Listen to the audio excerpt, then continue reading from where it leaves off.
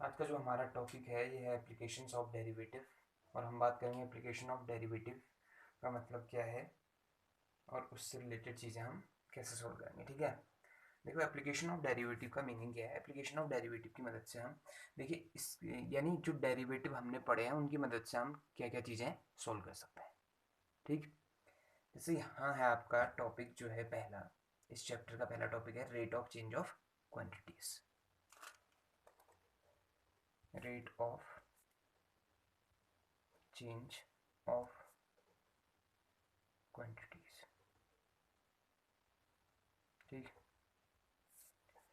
तो इसका पहला जो टॉपिक है rate of change of quantities है। देखो rate of change of quantities का मतलब क्या है। देखो जैसे अगर हम बात करें एक छोटा सा टर्म है D s upon d T,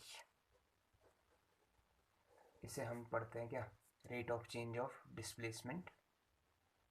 इसे हम क्या भी कहते हैं, वेलोसिटी भी कहते हैं। ठीक, तो rate of change, rate of change का मतलब है कि टी के रिस्पेक्ट में एस आपका कितना चेंज हो रहा है।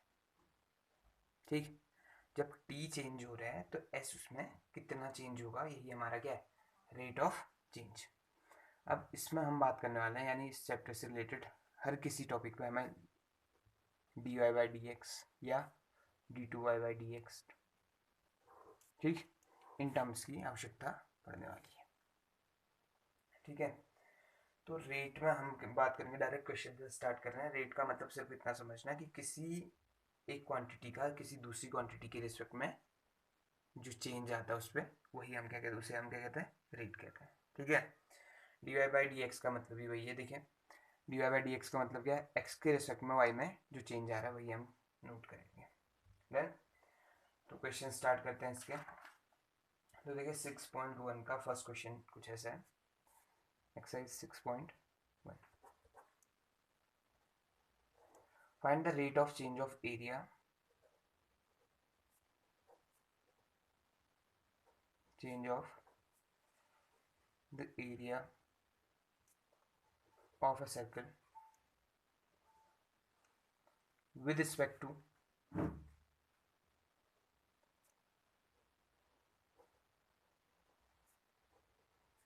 its radius small r when, पहला केस है r equal to 3 centimetre and b दूसरा केस है आपका r equal to 4 centimetre.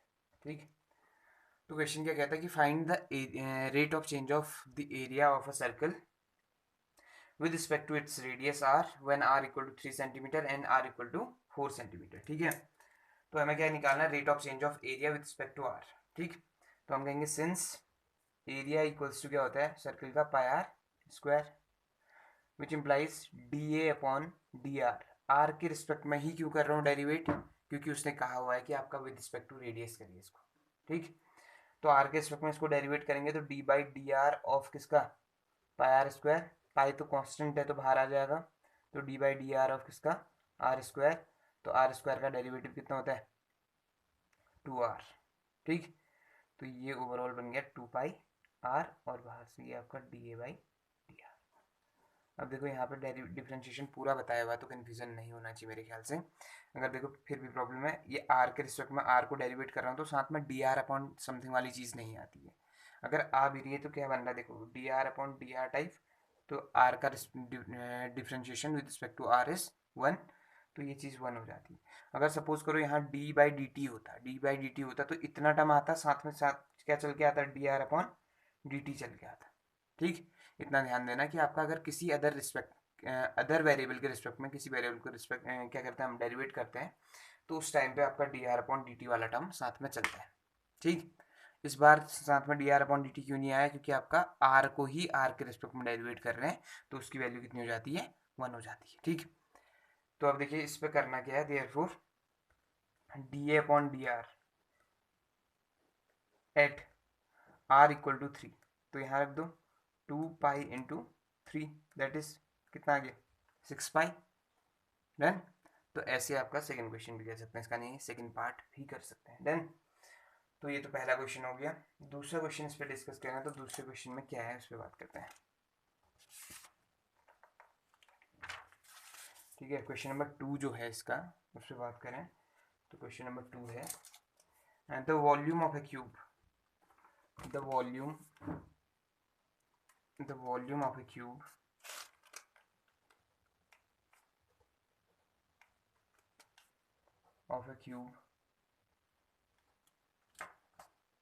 is increasing at the rate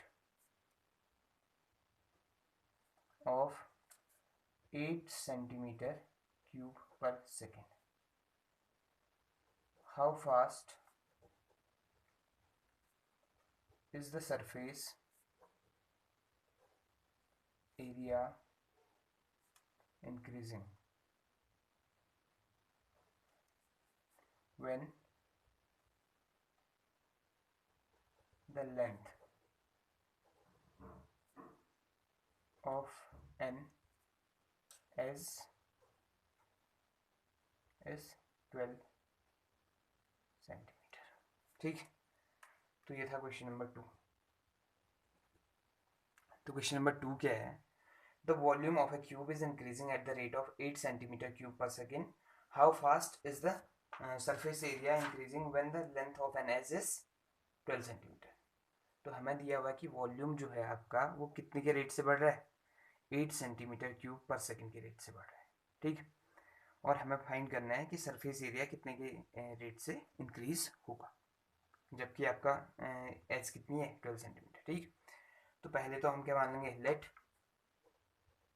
we be the volume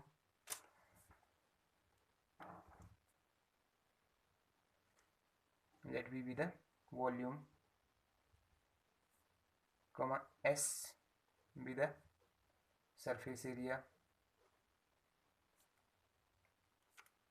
and A be the H।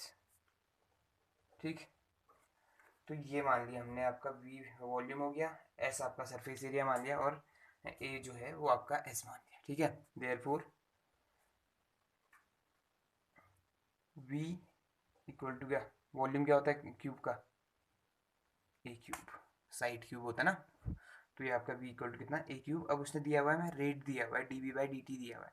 देखो इस बार ध्यान देना, ये dv बाई dt कैसे पता करा? देखो अपॉन में क्या है?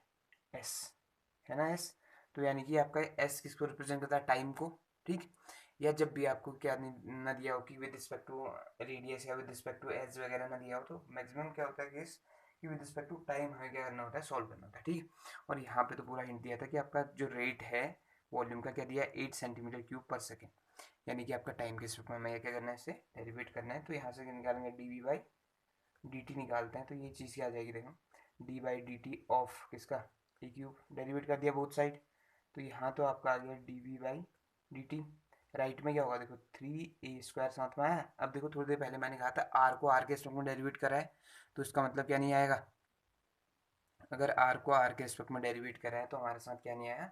D r upon d T type की टर्म नहीं आई। लेकिन इस बार क्या है? ए को डेरिवेट तो कर रहे हैं लेकिन विद रिस्पेक्ट टू क्या? टी। तो इसका मतलब इसके साथ क्या भी चलेगा? D A upon d T भी चलेगा। ठीक, अब उसने क्या दिया हुआ था? मैं इसकी वैल्यू दी है 8। डन, तो ये आ गया 3a² d a by d t. तो यहाँ से मैं d a by d t निकाल सकता हूँ ना, तो d a by d t equal to आ गया 8 अपॉन 3a²। ठीक, ये काम आएगा हमारे थोड़ी देर बाद। तो ये इक्वेशन 1 मान लो, यहाँ पे लिख दो गिवन था। कौन था गिवन? 8 जो है वो आपको क्या था? गिवन। ठीक, अब उसके बाद दूसरा जो पार्ट है इसका, यानी दूसरे पार्ट में हमें करना क्या है उसकी बात करें।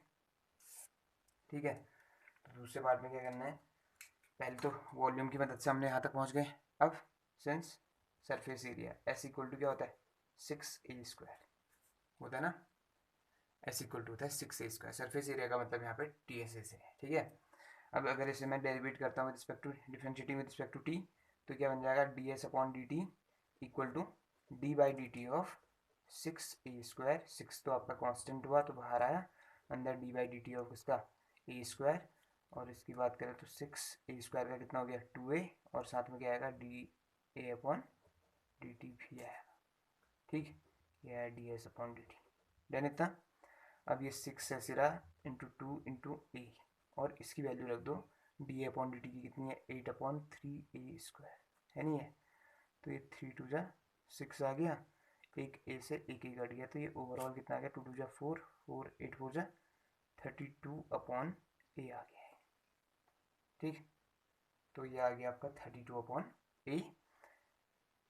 अब ये जो टर्म है ये ds/dt, और सामने से लिख दो फ्रॉम कहाँ, इसका यूज ये आपका कहाँ से रखा हमने, फ्रॉम इक्वेशन 1। ठीक है, अब ए की वैल्यू वापस रख दो, उसने दी हुई है कि आपका ds/dt eight A equal to कितना 12, ए इक्वल टू 12, 32 अपॉन कितना आ जाएगा 12 आ जाएगा, कट करो इसे, तो 4 8 × 4 3 जा, तो ये आ गया 8/3 सेंटीमीटर स्क्वायर बाई पर सेकेंड। ठीक, देखो सेंटीमीटर स्क्वायर क्यों आया, क्योंकि आपका ये कौन है सरफेस एरिया है, सरफेस एरिया किसमें होती है स्क्वायर में, समझ होंगे इस चीज़ को। ठीक, तो ये कहानी आपका सेकंड क्वेश्चन की खत्म होगी। तो इस तरह से हमें क्वेश्चंस को करना है सक्सेस में। ठीक, एक दो क्वेश्चंस पे और डिस्कस करते हैं, जैसे थर्ड फोर्थ फिफ्थ, यानी कुछ क्वेश्चंस आपके लिए स्किप कर रहे हैं और कुछ क्वेश्चन पे हम बात करेंगे। ठीक, देखिए क्वेश्चन नंबर 5 थोड़ा इंटरेस्टिंग है, उस पर बात करें।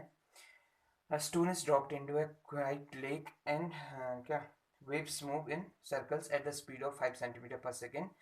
At the instant when the radius of the circular wave is 8 centimeter, how fast is the enclosed area increasing? ठीक, तो क्या हो रहा है कि आपका जैसे पत्थर फेंका हमने तालाब में, तो ये आपका एक सर्कल्स के फॉर्म में क्या हो रही है, आगे की ओर बढ़ रही है ना। तो जब ये सर्कल्स के फॉर्म में आगे की ओर बढ़ रही है, तो ये कितने की स्पीड से बढ़ रही है 5 सेंटीमीटर पर सेकंड की स्पीड से, तो इसका मतलब रेडियस भी कितने की स्पीड से बढ़ रहा होगा 5 सेंटीमीटर पर सेकंड की स्पीड से बढ़ता जा रहा होगा। ठीक है, तो हम इस पे बात कर सकते हैं गिवन दैट पे क्या क्या दिया हुआ है, देखो गिवन दैट dr/dt दिया हुआ है हमें कितना 5 सेंटीमीटर पर सेकेंड, और r यानी ये लास्ट में रखेंगे हम 8 सेंटीमीटर, जब स्थिति 8 सेंटीमीटर वाली है। ठीक, तो हमें फाइंड करना है क्या dA/dt फाइंड करना है, सिंस a इक्वल्स टू क्या होता है πr²। ठीक, विच इम्प्लाइज dA/dt इक्वल्स टू क्या आ जाएगा d/dt ऑफ πr²। ठीक, विच इम्प्लाइज dA/dt इक्वल्स टू आना है आपका पाई बाहर आ गया, d/dt ऑफ किसका r², और r² का कितना होता है 2r, साथ में क्या चलेगा dr/dt। क्यों आ रहा है ये समझ आ रहा होगा, नहीं आ रहा है तो आप इस पर हमसे बात कर सकते हैं। ठीक है, फिर समझाएंगे उस चीज़ को वापस से डेरिवेटिव और क्या हो सकता है। ठीक, ये चीज़ समझ आनी चाहिए वैसे। अब देखो उसके बाद हमें क्या करना है, which implies dA/dt at r equals to कितना 8, तो ये 2 पाई इंटू 8, तो ये 8×2 = 16 पाई सेंटीमीटर स्क्वायर पर सेकेंड, ये आ गया आंसर आपका। ठीक, तो आसान काम है, ठीक हो गया। तो इस तरह से हमें इसका ये रेट जो है कितना दिया था, सॉरी 16 नहीं है, सॉरी इसमें क्या था, साथ में dr/dt भी है। ठीक, 2πr तो आया है, dr/dt भी आया साथ में, तो इंटू में कौन भी आएगा इसके 5। ठीक, 8 तो रखा हमने, ठीक, साथ में कौन भी आएगा 5 भी आना है, तो into 5 that is 16×5 = 80 pi centimetre square पर सेकेंड। ठीक, देखो इस बार dr/dt भी था साथ में, तो dr/dt की वैल्यू भी रखनी पड़ी। ठीक, तो इस तरह से हम काम कर सकते हैं। तो क्वेश्चन नंबर 5 हमारा कंप्लीट हो गया है। एक तो क्वेश्चन पे और बात करते हैं। तो इस बार क्वेश्चन क्या है कि आपका ladder 5 centimetre long is leaning against a wall, the bottom of the ladder is pulled along the ground away from the wall at the rate of 2 centimeter per second. How fast is its height on the wall decreasing when the foot of the ladder is 4 meter away from the wall? ठीक, तो क्या कहना चाह रहा है ना कि आपका एक राइट एंगल ट्रायंगल है, सीधा सीधा मतलब है कैसे, क्योंकि ये वॉल है, ये ग्राउंड से हमने क्या सीढ़ी लगाई हुई। ठीक, तो ये कंडीशन है कि आपका अगर इसे मैं x मान लेता हूँ, इसे y मान लेता हूँ, क्योंकि दोनों क्या हो रहा है देखो, इसको मैं अगर यहाँ की ओर पुल करता हूँ, यहाँ की ओर इस डायरेक्शन में इसे खींचता हूँ, तो ये नीचे क्यों आएगी ना, और इसकी हाइट लेंथ तो हमेशा क्या रहेगी 5, सॉरी सेंटीमीटर नहीं मीटर है, 5 मीटर। लेटर 5 सेंटीमीटर 5 मीटर है, ये 5 मीटर। ठीक, लॉन्ग इतना 2 सेंटीमीटर बस, ठीक हो गया। तो ये 5 मीटर लॉन्ग आपका लेडर है, तो ये 5 मीटर लॉन्ग तो हमेशा रहनी है। जैसे इसको मैं यहाँ की ओर खींचूंगा तो ये चीज़ आपका नीचे की ओर आनी शुरू हो जाएगी इस तरह से, ठीक है। तो जब ये यहाँ की ओर मैं इसे 2 सेंटीमीटर पर सेकंड की स्पीड से खींच रहा हूँ, तो नीचे आपका कितनी तेज से आनी है, ठीक। यानी यहाँ को खींचने का रेट 2 सेंटीमीटर पर सेकंड है, तो ये नीचे की ओर आएगी, तो ये रेट निकालना मुझे कि आपका कितने के रेट से ये डिक्रीज होने वाली है, ठीक। तो इसके लिए करना क्या, देखो लेट ये x मान लिया, ये क्या मान लिया y, तो ये ABC मान लेते हैं ट्रायंगल को, ठीक। यूजिंग पाइथागोरस, यूजिंग पाइथागोरस क्या हो जाएगा, x square plus y square equal to कितना 5 square, that is x square plus y square equal to 25। ये आ गई पहली इक्वेशन, ठीक हो गया। Differentiating with respect to t के रिस्पेक्ट में डेरिवेट करते हैं तो एक्स स्क्वायर का कितना हो जाता है, d by d t of किसका x square plus y square equal to d by d t of 25, ठीक। तो ये हो जाएगा आपका 2x d x upon d t plus ये हो जाएगा 2y d y by d t equals to कितना आ जाएगा, इसका तो आंसर कितना 0, क्योंकि कांस्टेंट का डिफरेंशिएशन कितना होता है 0। 2 को कॉमन निकाल सकते हो तो x d x upon d t plus y d y by d t equal to कितना आ चुका है 0 आ चुका है। ये इक्वेशन 2 बन गई हमारी, ठीक। अब इसमें देखो ये वैल्यू दी है D x upon d T, ठीक। और एक्स उसने कहा है कि लास्ट में कितना 4 मीटर अवे, ठीक। ये कितना है 4 मीटर अवे है, यानी कि ये जो x है लास्ट केस में 4 होगा, तो y निकाल लेंगे उसके करस्पॉन्डिंग हम, ठीक है। तो देखो करना क्या है, दूसरा ट्रायंगल बनाओ और दूसरे में क्या है ये 4 दिया हुआ है, ये 5 है, तो पाइथागोरस लगाओगे तो कितना आ जाएगा 3 आ जाएगा, ठीक। डन ना। तो ये 4 मीटर, ये 5 मीटर और ये 3 मीटर आ जाना है, ठीक। तो ये कौन सा केस है, जब पूरा स्ट्रेच कर चुके हैं, पहले तो आपका इतने की स्पीड से बढ़ाया इसको, ठीक, यहाँ की ओर खींचा, अब खींच चुका है तो ये स्थिति ऐसी आ गई होगी कि ये 4 मीटर दूर है, ये 5 मीटर, तो ये कितने मीटर नीचे होगा, यानी इसकी हाइट कितनी होगी 3 मीटर आ गई होगी, किसकी मदद से निकाले पाइथागोरस की, ठीक है। अब इस चीज़ को डिफाइन करते हैं कि कैसे काम कर रहे हैं। whenever x equal to 4 metre x square plus y square equal to 5 square implies that 4 square plus y square equal to कितना 5 square, which implies y square equal to कितना 5 square minus 4 square, that is y square equal to 25 minus 16, और ये कितना आता है y square equal to 9 और y equal to कितना आ गया आपका 3, ठीक। तो जब आपका x की वैल्यू 4 है तो उस टाइम पे y की वैल्यू कितनी आ गई 3, therefore from equation 1 sorry equation 1 या 2 x d x upon d t plus y d y by d t equals to कितना था हमारा 0, यहाँ वैल्यू रख दो, देखो 4 इंटू ये देखो 2 सेंटीमीटर था ना, 2 सेंटीमीटर, देखो सारी जो हमारी डायमेंशंस हैं सारी की सारी वो किसमें मीटर में दी हैं, तो 2 सेंटीमीटर को भी किस में कन्वर्ट करना पड़ेगा हमें, मीटर में कन्वर्ट करना पड़ेगा, तो कितने से डिवाइड कर दिया 100 से, प्लस ये चीज़ आपका कितना आ गई वाई की वैल्यू कितनी है इस टाइम पे 3, और ये d y by d t, ये तो हमें निकालना है, इक्वल टू कितना आ गया 0, ठीक। अब इस चीज़ को ये एडिशन में वहाँ जाके माइनस में आ जाएगा, तो ये 3 d y by d t equal to क्या आ गया -8/100, और ये d y by d t equals to क्या आ गया है -0.08/3 मीटर पर सेकेंड, ठीक। तो ये तो बन गया। अब अगर आपको सेंटीमीटर पर सेकेंड में लाना होगा तो वापस से इसको क्या कर सकते हैं 100 से मल्टीप्लाई कर सकते हैं, तो ये आपका आ जाएगा 0.08 इंटू 100/3 सेंटीमीटर पर सेकेंड, तो ये बन गया आपका 8/3 सेंटीमीटर पर सेकेंड, ठीक। माइनस साइन इसलिए आ रहा है क्योंकि ये डिक्रीजिंग है, माइनस क्या इंडिकेट कर रहा है इसका डिक्रीजिंग होना ही आपका माइनस साइन है, ठीक है। तो हो गया इतना, आपका आंसर आ चुका है इसका कितना -8/3 सेंटीमीटर पर सेकेंड। तो आप कहेंगे कि उसकी हाइट जो है वो कितने के रेट से डिक्रीज हो रही है 8/3 सेंटीमीटर पर सेकेंड के रेट से, ठीक। तो इस तरह से क्वेश्चंस करना है। तो आपके आज का काम ये जो है एक्सरसाइज 6.1 कंप्लीट करना है, ठीक है। इसमें कोई क्वेश्चन ऐसे रहेगा नहीं ऐसे। अगर कोई प्रॉब्लम कर रहा होगा, देखो फॉर्मूले बेसिक हैं। जैसे स्पेयर आएगा, स्पेयर का वॉल्यूम क्या होता है आपका 4/3πr³, ठीक। या कहीं पे सिलेंडर, कहीं पे कोन वगैरह आएगा, तो इसमें थोड़ा ध्यान देना कि फॉर्मूले बेसिस यानी फॉर्मूले पे ही जाएगा, सारा का सारा डिपेंडेंट है। तो पूरे आपकी एक्सरसाइज यानी 16, 17, 18 क्वेश्चन हैं इसमें। तो आपको 18 के 18 क्वेश्चन आज के आज देने हैं। तो बात करेंगे फिर नेक्स्ट जो वीडियो होगा उस पर 6.2 एक्सरसाइज की, ठीक है। तो मिलते हैं आपसे।